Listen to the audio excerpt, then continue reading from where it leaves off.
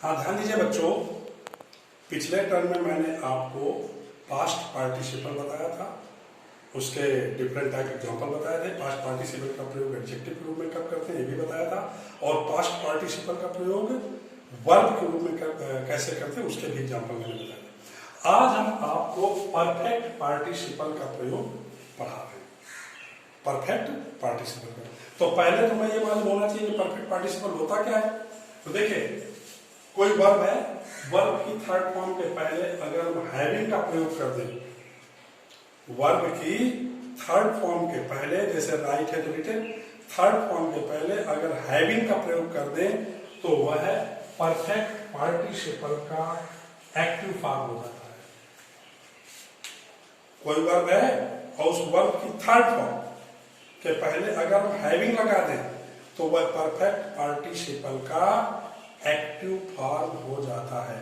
जैसे मान लीजिए वर्ब राइट है, तो इसको जब हम पैसिव फॉर्म में लिखेंगे, एक्टिव फॉर्म में, तो हो जाएगी हैविंग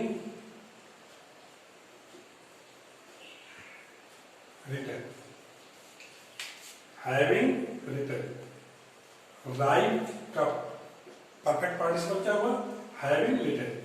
लेकिन यदि वर्ब की थर्ड फॉर्म के पहले हैविंग बीन का प्रयोग कर दें, लेकिन यदि वर्ब की थर्ड फॉर्म के पहले हैविंग बीन का प्रयोग कर दें तो वह परफेक्ट पार्टिसिपल के पैसिव फॉर्म बन जाता है। तो वह है परफेक्ट पार्टिसिपल का पैसिव फॉर्म। एक बार फिर से, अगर किसी वर्ब की थर्ड फॉर्म के पहले हम हैविंग लगा दें तो वो परफेक्ट पार्टिसिपल का एक्टिव फॉर्म। अगर हम वर्ब की थर्ड फॉर्म के पहले हैविंग बीन का प्रयोग कर दें तो वह परफेक्ट पार्टिसिपल का पैसिव फॉर्म हो जाता है। ठीक है ना? अब हमें यह तो मालूम हो गया कि परफेक्ट पार्टिसिपल का एक्टिव फॉर्म क्या होता है और पैसिव फॉर्म क्या होता है। लेकिन हम पढ़ क्या रहे हैं? सिंथेसिस पढ़ रहे हैं, वाक्यों को जोड़ रहे हैं। तो वो कौन सी कंडीशंस होती हैं, कौन सी शर्तें होती हैं, वाक्यों के क्या स्वरूप होते हैं, कंसेप्ट होते हैं, जिन्हें हम देख करके ये पहचानेंगे कि इसमें परफेक्ट पार्टिसिपल का प्रयोग होता है। तो देखिए, प्रत्येक वाक्य में सब्जेक्ट सेम होना चाहिए। जैसे दो वाक्य हैं तो दोनों के सब्जेक्ट सेम होंगे, और ये चीज आपने प्रेजेंट पार्टिसिपल में भी पढ़ा था कि दोनों में सब्जेक्ट सेम होना चाहिए। प्रेजेंट पार्टिसिपल और परफेक्ट पार्टिसिपल अंतर क्या है ध्यान दीजिए। इसमें पहले वाक्य में, पहला वाक्य कौन सा? जब सब्जेक्ट सेम है तो दोनों वाक्यों में कार्य करने वाला भी सेम है। जो कार्य उसने पहले शुरू किया वो पहला वाक्य हुआ, और जिसमें बाद में शुरू हुआ वो दूसरा वाक्य हुआ। चाहे आगे पीछे लिखो, उससे कोई मतलब नहीं है। तो एक बार फिर से, प्रत्येक वाक्य में सब्जेक्ट सेम होना चाहिए। पहले वाक्य में जो भी कार्य हो रहा है वह पूरी तरह से समाप्त हो जाए।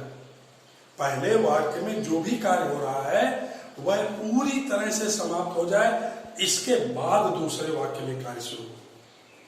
समझ गया ना? और प्रेजेंट पार्टिसिपल में क्या था कि पहले वाक्य में जो भी कार्य हो रहा है वह पूरी तरह से समाप्त ना हुआ हो, यानी चल रहा हो, बीच में ही दूसरे वाक्य में कार्य शुरू हो जाए, यानी दोनों वाक्यों के कार्यों के बीच में कंटिन्यूटी हो।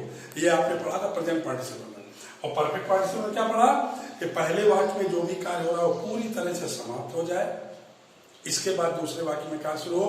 अर्थात दोनों वाक्यों के कार्यों के बीच में अवकाश, इंटरवल, इंटरमिशन संभव, मे बी पॉसिबल, यानी interval may be possible between the task of the both sentence. और प्रेजेंट पार्टिसिपल में क्या था कि दोनों वाक्यों के कार्यों के बीच में वो किसी भी प्रकार का अवकाश संभव ना हो। यही अंतर है दोनों में, यही समझना है। अच्छा, तो हम क्या करते हैं? प्रेजेंट पार्टिसिपल, परफेक्ट पार्टिसिपल के एक्टिव फॉर्म का प्रयोग कर देते हैं। ठीक? लेकिन यदि सब्जेक्ट्स भिन्न भिन्न हो, दोनों के सब्जेक्ट अलग अलग हैं, मोस्टली पहले वाक्य का ऑब्जेक्ट दूसरे वाक्य का सब्जेक्ट होना चाहिए, और वो कंडीशन के अवकाश संभव हो।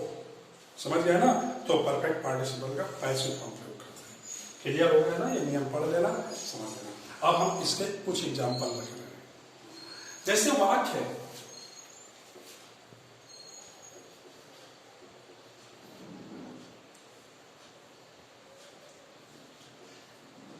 he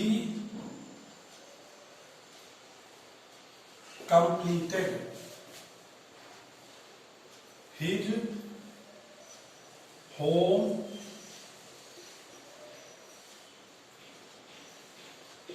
assignment, यानी उसने अपना गृह कार्य पूरा कर लिया। Full stop. He went to market, वो बाजार चला गया। उसने अपना गृह कार्य पूरा किया और वो बाजार चला गया। तो कंडीशन क्या पढ़ी आपने कि प्रत्येक वाक्य में सब्जेक्ट सेम होना चाहिए। तो देखिए दोनों वाक्यों में सब्जेक्ट सेम है। जो पहले वाक्य में सब्जेक्ट है वो दूसरे वाक्य में सब्जेक्ट है। इसके बाद आप पहले वाक्य में जो भी कार्य हो रहा है वो पूरी तरह समाप्त हो जाए। अब हम ये चयन कैसे करेंगे पहला वाक्य कौन सा है? जिस वाक्य में पहले कार्य शुरू हुआ हो। तो पहले किसमें कार्य शुरू हुआ? इसमें कार्य पहले पूरा किया और बाद में वो बाजार गया। तो यानी पहले वाक्य में जो भी कार्य शुरू हुआ है वो पूरी तरह से समाप्त हो जाए। इसके बाद दूसरे वाक्य में कार्य शुरू हो तो पहले वाक्य में कार्य क्या है कि उसने अपना गृह कार्य समाप्त किया, वो बाजार गया। यानी गृह कार्य समाप्त करने के आधे घंटे बाद भी वो बाजार जा सकता है। यानी बीच में इंटरवल अवकाश संभव है। उसने अपना गृह कार्य समाप्त कर लिया, हो सकता है उसके 1 घंटे बाद जाए, 15 मिनट बाद जाए, आधे घंटे बाद जाए, 20 मिनट बाद जाए। यानी दोनों के बीच में इंटरवल अवकाश संभव हो रहा है। इसलिए परफेक्ट पार्टिसिपल का एक्टिव फॉर्म लगेगा। अब हम पार्टिसिपल का प्रयोग करेंगे किस वाक्य में? जिस वाक्य में कार्य पहले शुरू हुआ। पहले इसमें शुरू हुआ तो इस वाक्य में परफेक्ट पार्टिसिपल लगेगा। अब परफेक्ट पार्टिसिपल होता क्या है कि किसी भी वर्ब की थर्ड फॉर्म के पहले हैविंग का प्रयोग। वर्ब क्या है? कंप्लीटेड। तो जब इसको हम बनाएंगे तो हो जाएगा having completed his home assignment, यानी अपना गृह कार्य पूरा करके ही वेंट टू मार्केट।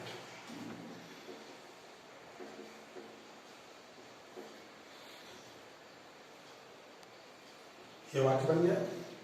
अपना गृह कार्य पूरा करके, पूरा करने के बाद वो बाजार गया, यानी कार्य समाप्त होने के बाद बाजार गया। एक चीज और समझ लीजिए कि एक नियम आगे और पढ़ेंगे आप प्रीपोजिशन के साथ जीरन का प्रयोग, समझ गए ना?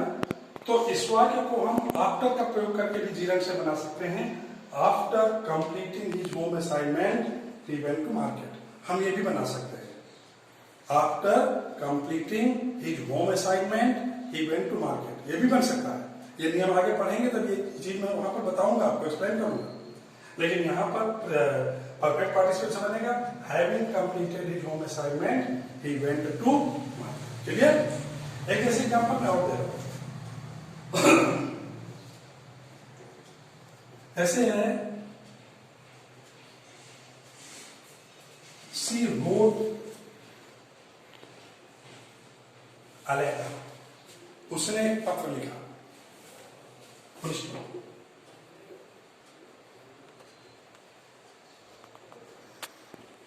सी पोस्टेड इट, उसने इसे पोस्ट कर दिया।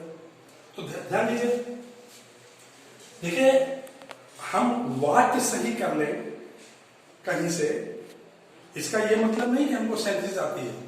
हमें यह मालूम होना चाहिए कि जैसे ये दो वाक्य दिए हुए हैं तो इन्हें और परफेक्ट पार्टिसिपल है, परफेक्ट पार्टिसिपल क्यों लग रहा है, हमको ये चीज आनी चाहिए कि ये दोनों वाक्य हैं, परफेक्ट पार्टिसिपल क्यों लग रहा है। तो जैसे ये दोनों वाक्य हम कैसे पहचानेंगे कि इसमें परफेक्ट पार्टिसिपल लगेगा, ये ध्यान देना है।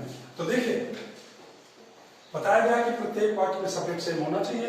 तो यहाँ पर सब्जेक्ट सी है और इसमें भी सब्जेक्ट सी है। तो सब्जेक्ट तो सेम हो रहे हैं ना, दोनों के सब्जेक्ट सेम हो रहे हैं। अच्छा, जब सब्जेक्ट सेम होंगे तब इसके बाद हम दूसरी कंडीशन पर जाएंगे। और दूसरी कंडीशन क्या है कि पहले वाक्य में जो भी कार्य हो रहा है वो पूरी तरह से समाप्त हो जाए। इसके बाद दूसरे वाक्य में कार्य शुरू हो। तो पहला क्या है कि कि उसने एक पत्र लिखा, उसने उसे पोस्ट कर दिया, ठीक।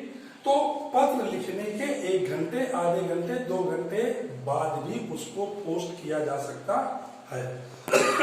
इस अवकाश संभव है, ठीक। तो जब हम बनाएंगे तो ये बन जाएगा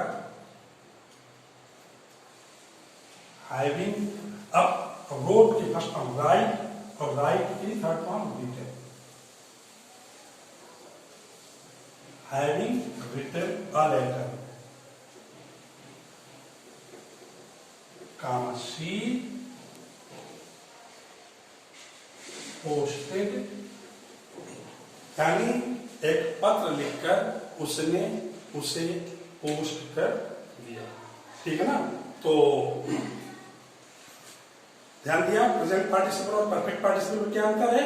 केवल एक ही अंतर है कि प्रेजेंट पार्टिसिपल में जो वाक्य बनेंगे उनमें कंटिन्यूटी, सब्जेक्ट तो सेम दोनों में, उनमें कंटिन्यूटी होना चाहिए, और परफेक्ट पार्टिसिपल में दोनों वाक्यों के बीच में अवकाश, इंटरवल संभव होना चाहिए। समझ गए ना। बाकी इसके कुछ एग्जांपल हम अगले टर्न पर और बताएंगे।